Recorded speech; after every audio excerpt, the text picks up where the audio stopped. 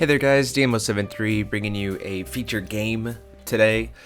We had some issues with some recording stuff and some things that happened while we were recording, so I only have one game for you today. But this is a red-black Dracula list versus Nick's. Nick designed a deck, green-blue Scheherazade, called Arabian Nights. That was all themed around just all of the Arabian Night cards, Sinbad, all that kind of stuff. Genie of the Lamp, all that kind of things. So pretty cool. This is actually game 2. I had won game 1, but then we found out that there were some issues with the recording. So this is actually game 2 of the match. And so yeah, let's just dig right in. So both of us had to pass our turn 1 play. Nick plays that Gretel, gets himself that Deepwood Stone. So I'm able to play a Vampire Staff.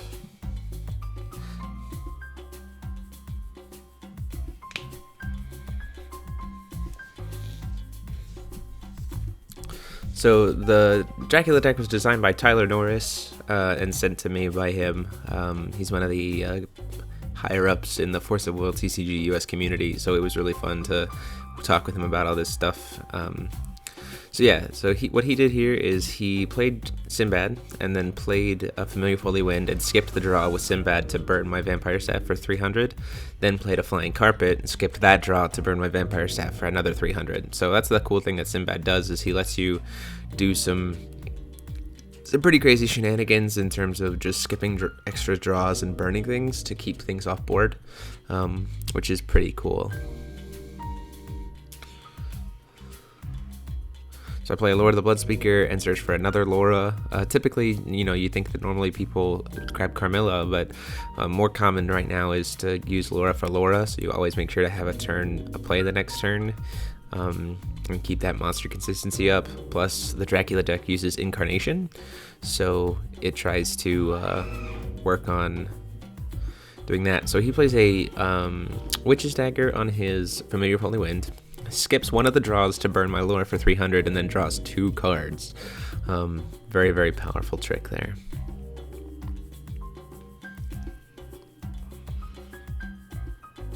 So he swings in at me for 800, putting me down to 3,000.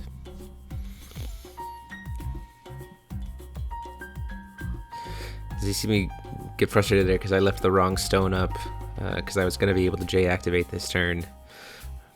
Potentially J-activate this turn, but it didn't matter because I left the wrong stones up. So I play Lord of the Bloodspeaker. He doesn't have a response. And then in response to my own enter effect, I play a Thunder to kill the Gretel, which he responds to by playing Absolute Cake Zone and cancels it. So I'm still going to get the draw, but then he actually skips the draw from Absolute Cake Zone to burn my Laura. So all in all, really, he got a 2-for-1 out of that. In fact, he got more than that because he got a 3-for-1 out of that. Because I got my creature up board, he stopped the Thunder. Yeah, it was very good play by Nick. But he attempts to cast Aladdin's Lamp during my turn because he misread Sinbad. Sinbad only lets you quick cast Addition Resonators, not Addition Fields. But we corrected that.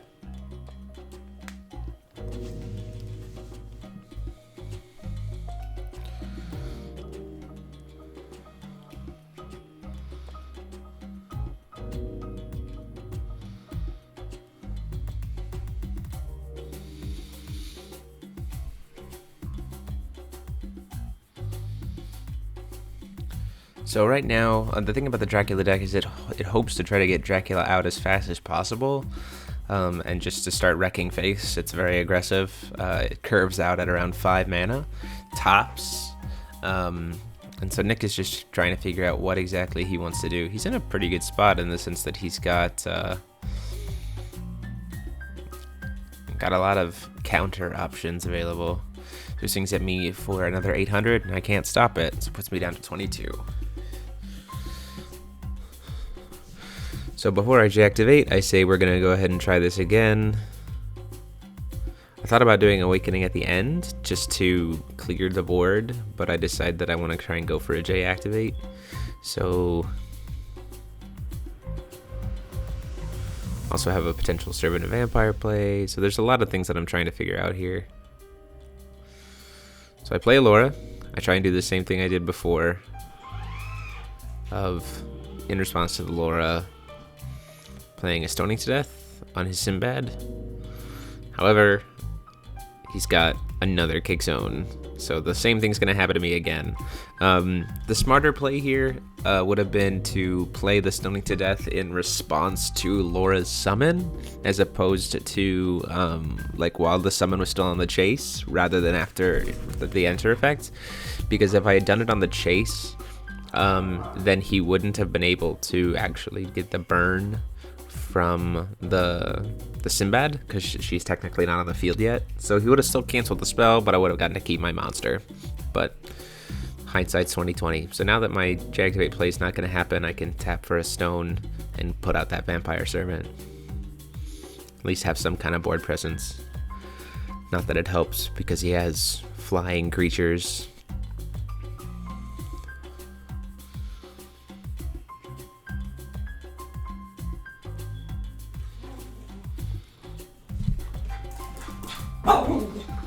So now we see that Aladdin's Lamp come out. It's going to help him search for a genie in future turns. And he gets that Elvish Priest out to help him ramp some more. And then I take another 800 damage, putting me down to 14. So things are not going well for me. He disrupted my play perfectly the first 2 times. And it's going to be difficult for me to deal with. So this time I know, however, I'm going to get through because of Flames of Outer World on that Elvish Priest. And then I'm going to J-activate. In all actuality, it probably would have been a better idea to burn the Sinbad, but I know that I want to try to steal that Sinbad with Dracula, so that's why I didn't mind leaving it up. Plus I know Dracula can block, because Dracula also has flying. So I attempt to play Alvarez, the Demon Castle, to pump up my vampires, to at least be able to take care of that Gretel, but then he Exceed the Ancient Magics and cancels it.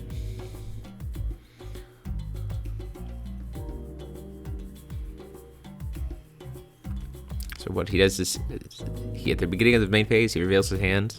If there's no spirits in it, he can search for a spirit. Since there is none, he can search for that Genie of the Lamp and put it right into his hand.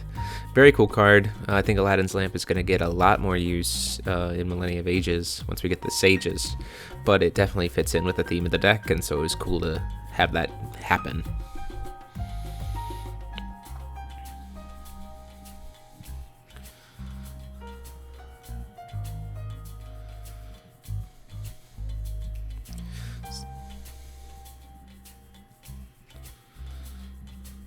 So he was trying to clarify some things about what happens to the additions if he was to do the Genie play.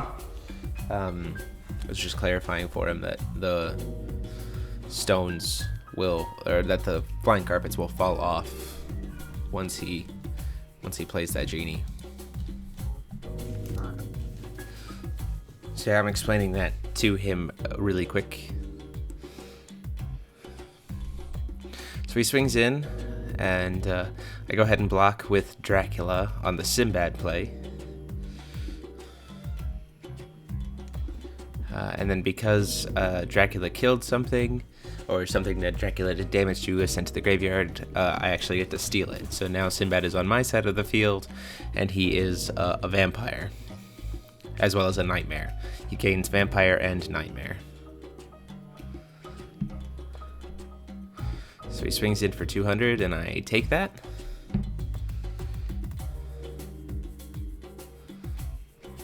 And then he blinks his Gretel with his Genie to try to bring back in as a blocker.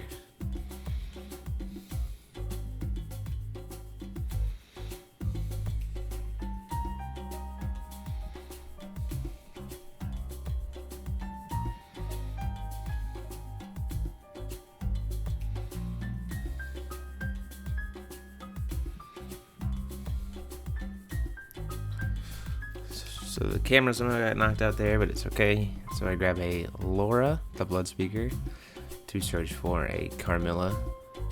Because at this point in time, I need to try and grab a Carmilla.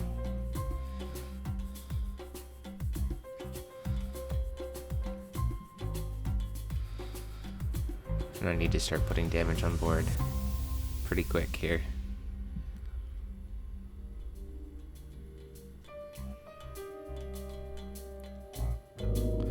So I attempt to play a Cinderella, and he zeeks that. He does not like Cinderella, and then I actually banish those two to pay for the incarnate cost of Hoster and kill his genie with the enter effect, because it doesn't have an addition on it, so I'm able to kill it. And then I swing at him for 1,000, and then another 600, putting him down to 24 to my 12. So made a little bit of a comeback there, starting to feel like I'm reestablishing a Witch's Dagger on Gretel, so that he can draw 3 cards. I see a Stories Told in 1001. I see Elvish Priest. There's the Feasting as well.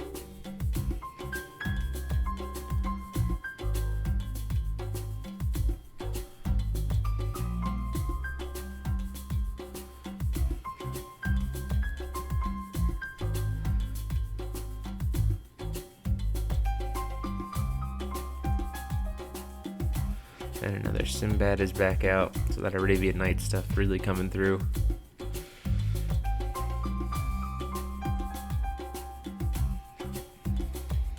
So I tap 4 to play my Carmilla, and trigger the enter effect. I'm waiting to see if he has a counter spell. He does play Stories of 1001, which happens after in response to the enter effect. So I am still going to get to hit something with Carm's effect. But I have to reveal my whole hand. So he sees Hoster, Awakening at the End, Flames of Outer World, and Mephistopheles. And he searches my deck to find the other copy of Carmilla. The deck only runs 2, because it wants to keep its curve very low. And then I kill and steal his Sinbad, because it is a human and my ruler is Alucard / Dracula. So now I've got 2 Sinbads on my side of the field, starting to really corrupt his deck, as it were. So I swing in for 1,000, putting him down to 14. Swing in for 7. He blocks with the Elvish Priest. And I swing in for 6 with his own Sinbad, putting him down to 800. So it's 12 to 8. So at this point, it's feeling like I've definitely made a comeback. It's probably going to be pretty hard with so much board presence to really deal with it. So he just ends up, he grabs a Spirit, because he doesn't have one in his hand. So he grabs his other Genie and a Lamp.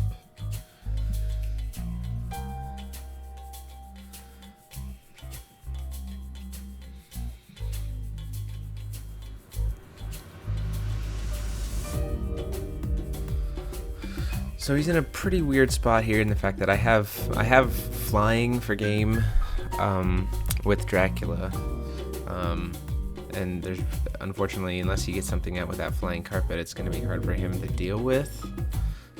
So he goes into his deck with Scheherazade to try to search for something. Searches for, looks like another Sinbad is what he grabbed there.